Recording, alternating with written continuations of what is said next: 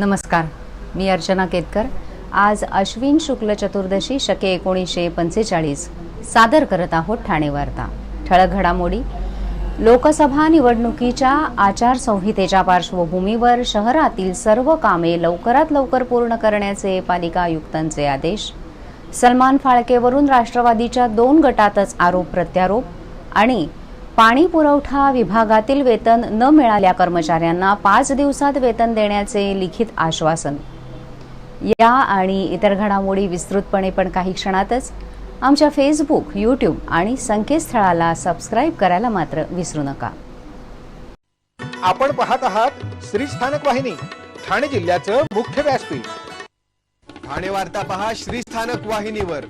आता सकाळी 9:15 पासून रात्री 9:15 पर्यंत ठाणे वार्ता, ठाण्यातील पहिलं दृकश्राव्य माध्यम।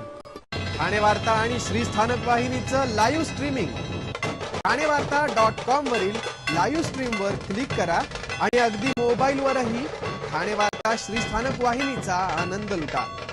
यासाठी आमचं ॲप डाउनलोड करा। ठाणे वार्ता पहा श्री स्थानक वाहिनीवर। आता सकाळी 9:15 पासून रात्री 9:15 पर्यंत ठाणे वार्ता, ठाण्यातील पहिलं दृकश्राव्य माध्यम। आपण पाहत आहात श्री स्थानक वाहिनी, ठाणे जिल्ह्याचं मुख्य व्यासपीठ। लोकसभा निवडणुकीची आचारसंहिता 1 मार्च 2024 नंतर केव्हाही लागण्याची शक्यता असल्याने आचारसंहितेपूर्वीचा मर्यादित कालावधी लक्षात घेऊन शहरात सद्यस्थितीत सुरू असलेली रस्ते, शौचालय, शाळा, इमारत दुरुस्ती तसेच शहर स्वच्छतेच्या दृष्टीने करण्यात येणाऱ्या उपाययोजना आदी सर्व कामं लवकरात लवकर पूर्ण करावीत। तसेच नव्याने करण्यात येणाऱ्या प्रस्तावित कामांच्या निविदा प्रसिद्ध करून ही कामं देखील फेब्रुवारी 2024 पूर्वी सुरू होतील या दृष्टीने नियोजन करावं। ही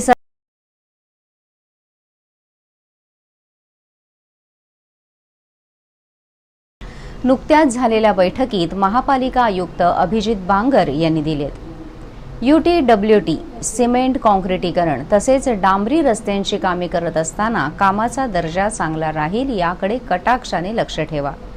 कोणत्याही परिस्थितीत दोष निवारण कालावधीतील रस्ता दुरुस्त करण्याची वेळ आली तर तो संबंधित कंत्राटदाराच्या खर्चानेच दुरुस्त करण्यात यावा अशा सूचनाही आयुक्त बांगर यांनी या बैठकीत दिल्या।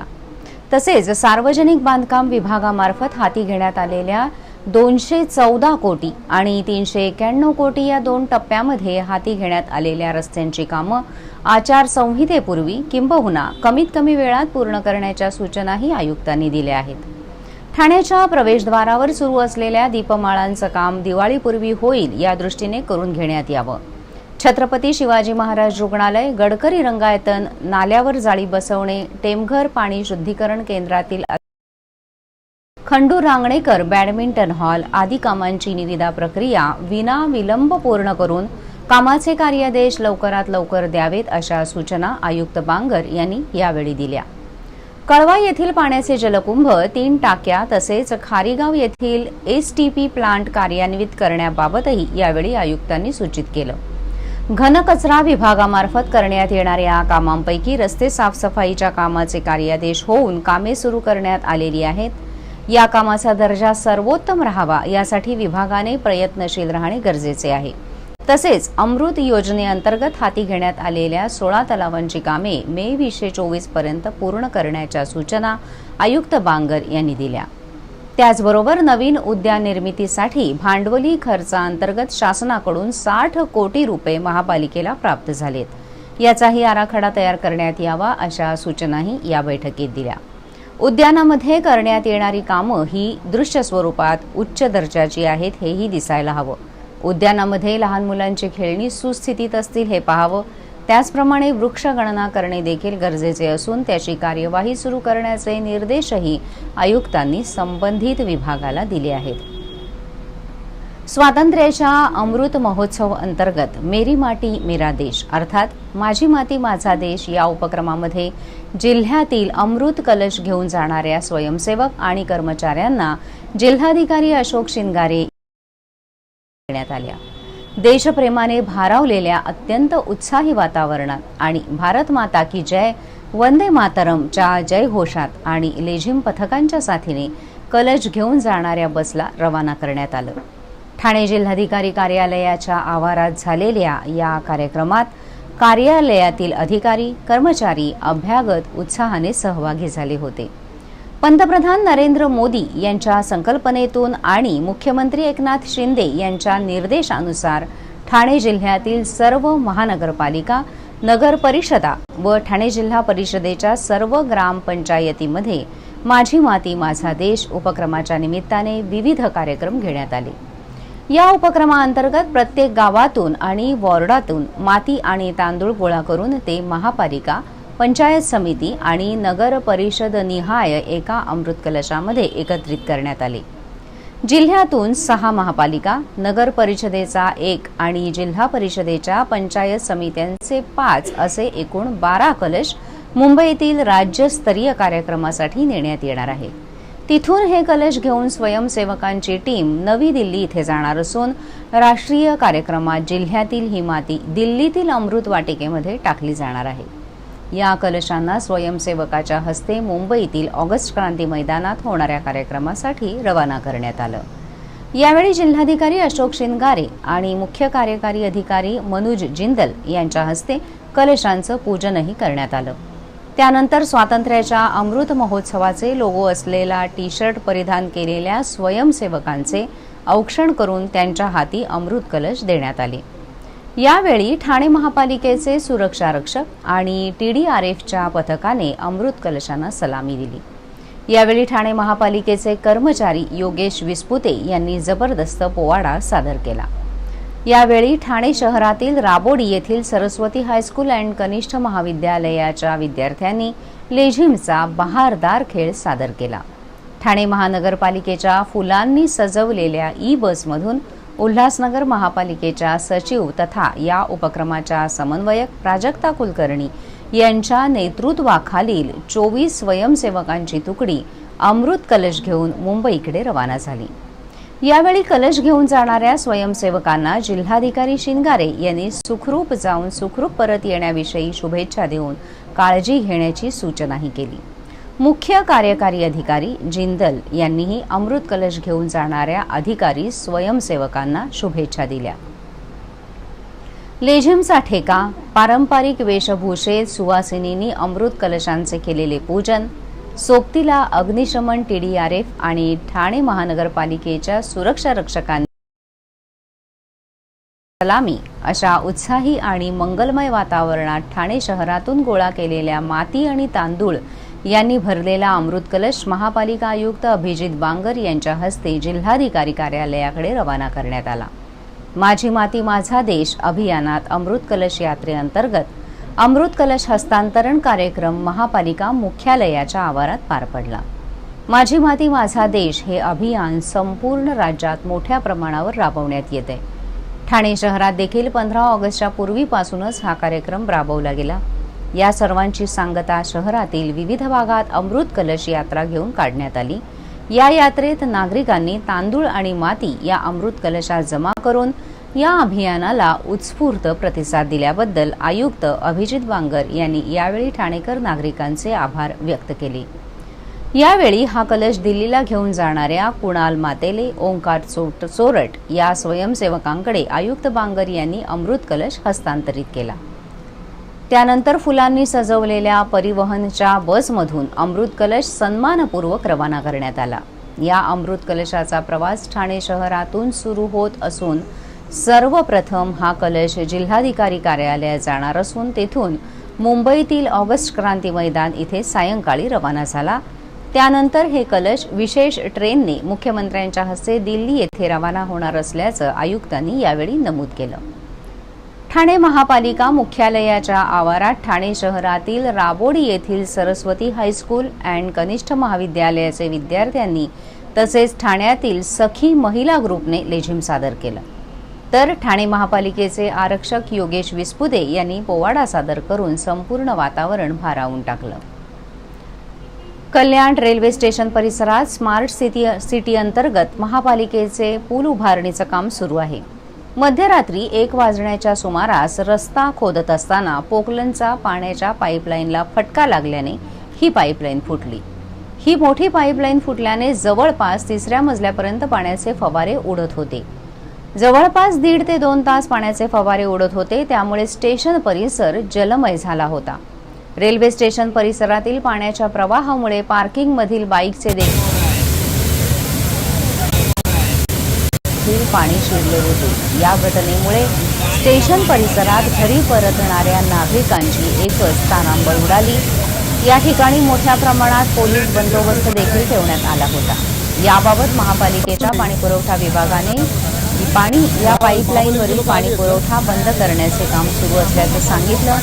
2 तासानंतर हा पाणी पुरवठा बंद करण्यात आला. आपण पाहत आहात श्री स्थानक वाहिनी, ठाणे जिल्ह्याचं मुख्य व्यासपीठ. ठाणे वार्ता पहा श्री स्थानक वाहिनीवर. आता सकाळी 9:15 पासून रात्री 9:15 पर्यंत ठाणे वार्ता, ठाण्यातील पहिलं दृकश्राव्य माध्यम. ठाणे वार्ता आणि श्री स्थानक वाहिनीचं लाईव्ह स्ट्रीमिंग ठाणेवार्ता.com वरील लाईव्ह स्ट्रीमवर क्लिक करा आणि अगदी मोबाईलवरही ठाणे वार्ता श्री स्थानक वाहिनीचा आनंद लुटा. यासाठी आमचं ॲप डाउनलोड करा. आपला परिसर स्वच्छ आणि सुंदर ठेवण्यासाठी ठाणे महापालिकेत सहकार्य करा. ओला सुका कचरा वेगवेगळा जमा करा आणि रोगराईपासून मुक्तता मिळवा. डॉक्टर आणि रुग्णांचं पिढ्यानपिढ्यांचं जिव्हाळ्याचं नातं म्हणजेच डॉक्टर बेडेकर हॉस्पिटल. आता अत्याधुनिक सोयी सुविधा आणि तंत्रज्ञानयुक्त वंध्यत्व निवारण केंद्रात IVF आणि टेस्ट ट्यूब बेबीची ही सुविधा. डॉक्टर बेडेकर हॉस्पिटल, महर्षी कर्वेपथ, ठाणे. 65 वर्षांची निरंतर सेवा. ठाणे वार्ता पहा श्री स्थानक वाहिनीवर. आता सकाळी 9:15 पासून रात्री 9:15 पर्यंत ठाणे वार्ता, ठाण्यातील पहिलं दृकश्राव्य माध्यम. आपण पाहत आहात श्री स्थानक वाहिनी, ठाणे जिल्ह्याचं मुख्य व्यासपीठ. कुठे रस्त्यात काढलेल्या फोटोवर आमचे आणि अंमली पदार्थ विक्रेत्यांचे संबंध आहेत, असा आरोप शिंदे गटाच्या नेत्या मनीषा कायंदे यांनी केलाय. तर काही काळ राष्ट्रवादीमध्ये वास्तव्याला आलेले आनंद परांजपे यांनी शानू पठाण यांचे आर्थिक व्यवहार तपासावेत अशी मागणीही केली आहे. आनंद परांजपे हे महाज्ञानी आहेत, पण ते ज्या ठिकाणी बसले तिथले नेते नजीब मुल्लाही ड्रग्ज माफिया सलमान फाळके याच्यासोबत फोटो काढत आहेत. त्यांचेही आर्थिक व्यवहार तपासण्याची मागणी आनंद परांजपे यांनी केली.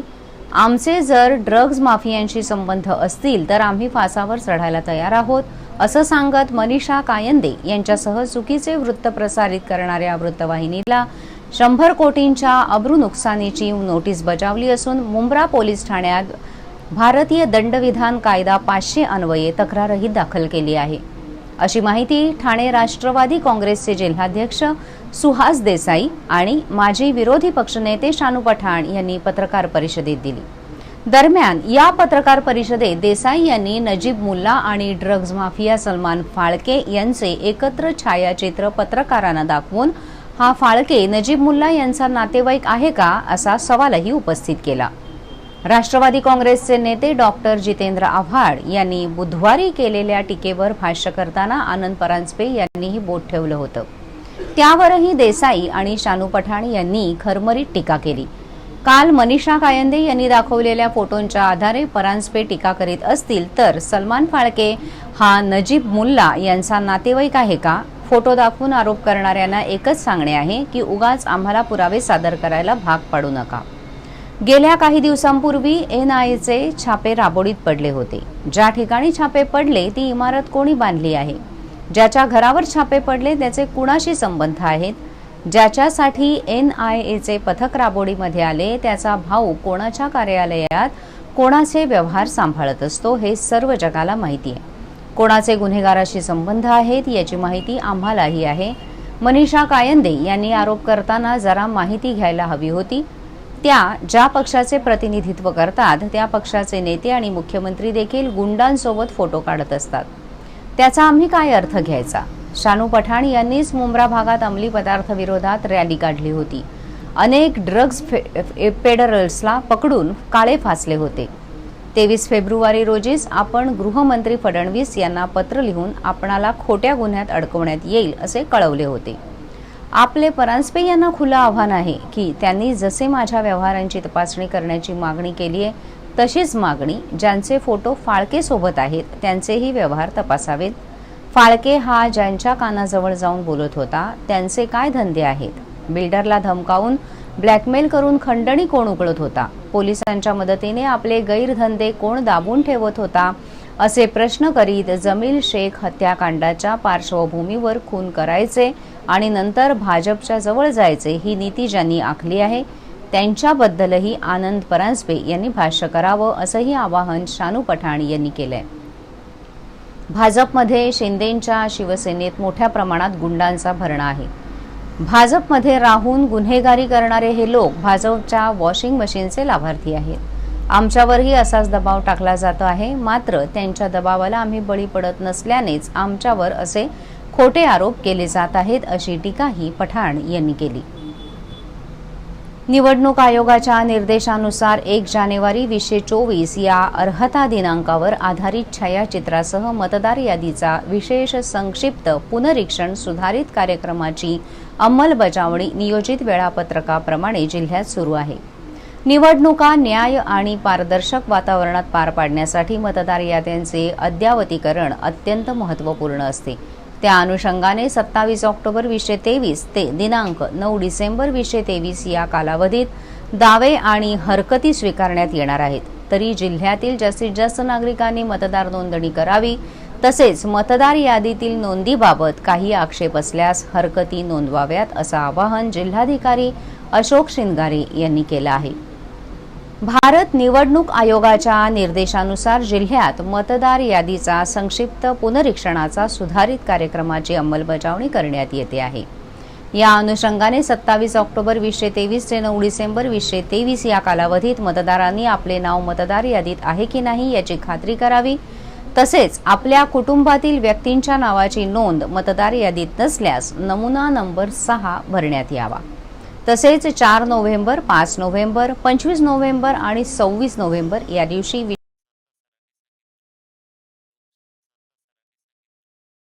मतदार, महिला मतदार, तृतीयपंथी मतदार, दिव्यांग मतदार तसेच विशेषतः असंरक्षित आदिवासी गट अशा सर्व मतदारांनी जास्तीत जास्त मतदार नोंदणी करावी.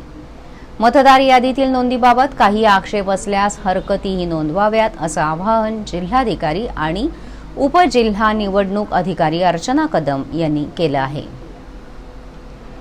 ग्रहणाविषयी मोठ्या प्रमाणावर गैरसमजुती आहेत. मात्र ग्रहण आपण समजून घ्यायला पाहिजे असं मत खगोल अभ्यासक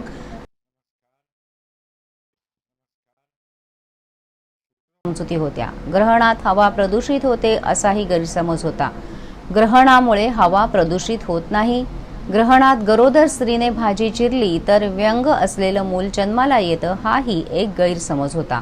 उलट थायलिडोमाइड नावाचे चुकीचे औषध युरोपमध्ये अनेक गरोदर महिलांनी घेतल्यामुळे विकृत मुलं जन्माला आली. ग्रहण विषयक धार्मिक नियम पाळायचे की नाही हा ज्याचा त्याचा श्रद्धेचा विषय आहे. परंतु या विज्ञान युगात वावरताना आपण प्रत्येक गोष्टीचा कार्यकारण भाव तरी समजून घ्यायला पाहिजे. इकडे भारतीय शास्त्रज्ञांनी चंद्रयान 3 चंद्रावर यशस्वीरित्या उतरवलंय. आपण निदान या दिवशी प्रत्यक्ष चंद्रग्रहण पाहून ते कसे होते, चंद्र पृथ्वीच्या छायेत का आणि कसा येतो हे तरी समजून घ्यायला पाहिजे असं दाकृ सोमण यांनी सांगितलं. उद्याची कोजागिरी 12च्या नंतर साजरी करावी. कोजागिरीला कोणताही मुहूर्त नसतो असेही त्यांनी सांगितले. ठाणे महानगरपालिका पाणी पुरवठा विभागाचे कर्मचाऱ्यांना येत्या 5 दिवसात वेतन अदा करण्याचे लिखित आश्वासन पाणी पुरवठा विभागाचे अधिकाऱ्यांनी दिले आहे. ठेकेदार मेसर्स राज कन्स्ट्रक्शन यांना तशी लेखी नोटीस देखील बजावण्यात आली आहे. त्यामुळे कळवा प्रभाग समितीच्या समोर रोज 1 तास होणारे आंदोलन स्थगित करण्यात असल्याचं श्रमिक जनता संघ युनियनचे सरचिटणीस जगदीश खैरालिया यांनी सांगितलं आहे. मात्र ठाणे महापालिकेच्या विविध विभागाचे कंत्राटी कामगारांना कायम कामगारांसारखे वेतन, भत्ते आणि कायदेशीर सोयीसुविधा लागू करा. भर पगारी, रजा किंवा रजेचे वेतन अदा करा. मयत झालेल्या कामगारांच्या वारसांना ग्रॅज्युटीची रक्कम अदा करण्यात यावी.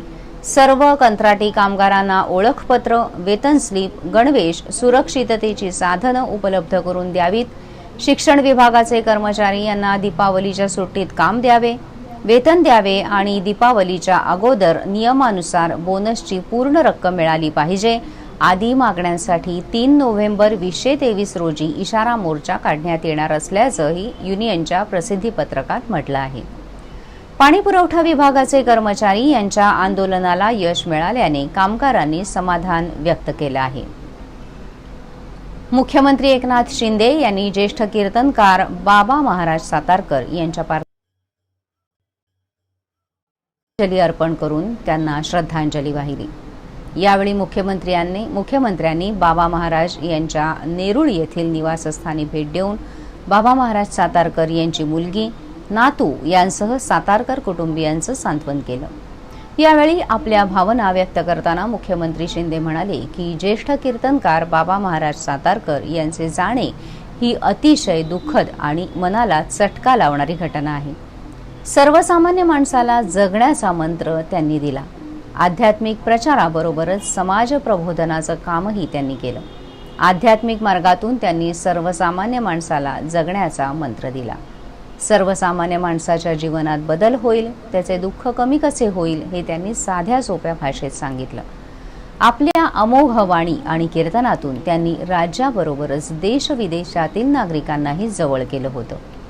ज्येष्ठ कीर्तनकार बाबा महाराज सातारकर यांच्यावर शासकीय इतमामात अंत्यसंस्कार करण्यात यावेत अशा सूचनाही मुख्यमंत्री एकनाथ शिंदे यांनी प्रशासनाला दिल्या आहेत. सर्व नागरिकांना आवाहन करण्यात येत आहे की सध्या डासांमार्फत पसरणाऱ्या डेंग्यू या आजाराचा प्रसार रोखण्यासाठी प्रत्येकाने पुढील प्रमाणे कार्यवाही करावी. डेंग्यू आजार एडिस इजिप्ती हा डास चावल्याने होतो. या डासांची पैदास साचलेल्या किंवा साचवलेल्या स्वच्छ पाण्यामध्ये होते. 8 दिवसांपेक्षा जास्त दिवस पाणी उघडे व साचून राहिल्यास त्यात डास अंडी घालतात. अंड्यांच्या अळ्या तयार होऊन पुढे डास तयार होतात. यासाठी आपल्या घरातील पाणी साठे उदाहरणार्थ बॅरल्स, पिंपे, टाक्या, हौद, रांजणे इत्यादी दर आठवड्याला रिकामे करून घासून पुसून कोरडे करून पुन्हा भरावे. 1 दिवस कोरडा दिवस म्हणून पाळावा. पाणी साठ्यांना घट्ट झाकणे बसवावीत किंवा जुनी साडी, चादर, धोतर यांनी बांधून झाकून ठेवावीत, म्हणजे डास त्यात जाऊन अंडी घालणार नाहीत. घराच्या गच्चीवर, आजूबाजूला, अंगणात कोठेही पाणी साचू देऊ नये. भंगार सामान उघड्यावर टाकू नये. उदाहरणार्थ टायर्स, प्लास्टिक सामान, कुंड्या, टाकाऊ वस्तू इत्यादी. अशा सामानात पावसाचे पाणी साठून त्यात डेंग्यूच्या डासांची पैदास होते. घरातील कूलर्स, फ्रीजच्या पाठीमागील ट्रे हे देखील वेळोवेळी कोरडे करावेत. लक्षात ठेवा, नुसत्या फवारणीने डास घनता कमी होत नाही, तर त्यासाठी डास पैदास ठिकाणे नष्ट करणे ही आपल्या सर्वांची जबाबदारी आहे. कोणताही ताप अंगावर न काढता जवळच्या शासकीय रुग्णालयात मोफत औषधोपचार घ्या. अशा प्रकारे नागरिकांनी सहकार्य केल्यास डेंग्यूचा प्रसार रोखणे सहज शक्य आहे. आपण आपले कार्यक्रम अथवा बातम्या आम्हाला ठाणेवार्ता@gmail.com या आमच्या ईमेलवर कळवू शकता. ठळक घडामोडी शेवटी पुन्हा एकदा. लोकसभा निवडणुकीच्या आचारसंहितेच्या पार्श्वभूमीवर शहरातील सर्व कामं लवकरात लवकर पूर्ण करण्याचे पालिका आयुक्तांचे आदेश. सलमान फाळकेवरून राष्ट्रवादीच्या 2 गटातच आरोप प्रत्यारोप. आणि पाणी पुरवठा विभागातील वेतन न मिळालेल्या कर्मचाऱ्यांना 5 दिवसात वेतन देण्याचे लिखित आश्वासन. या होत्या ठाणे वार्ता. आपली एखादी बातमी बघायची राहून गेल्यास आपण आमच्या ठाणेवार्ता.in या संकेतस्थळाला किंवा फेसबुक पेज तसंच यूट्यूब चॅनलला अवश्य भेट द्या. पुन्हा भेटूया पुढील बातमीपत्रात फक्त श्री स्थानक वाहिनीवर. धन्यवाद.